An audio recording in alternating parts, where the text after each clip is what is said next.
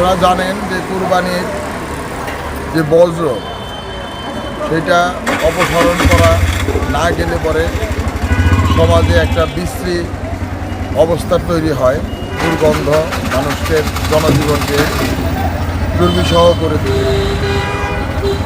এই কারণে আমাদের সদর 5 আসনের মাননীয় এমপি মহোদয়, মৎস্য ও প্রাণী সম্পদ মন্ত্রণালয়ের মাননীয় প্রতিমন্ত্রী জনাব সুলতান সালাউদ্দিন টুকু ভাই কালকে আমাদেরকে নির্দেশনা দিয়েছেন যে সকাল থেকেই তোমরা শহর পরিষ্কার পরিচ্ছন্নতার জন্য, মানুষকে উদ্বুদ্ধ করার জন্য পরিষ্কার পরিচ্ছন্নতার দিকে কালকে থেকে তোমরা কাজ শুরু করবে। সেই নির্দেশনাকে মেনে আমরা স্বেচ্ছাসেবক দলের পক্ষ থেকে সকাল থেকেই আমরা সবচেয়ে বাজে অবস্থা হয়েছে এই বেবি স্ট্যান্ড,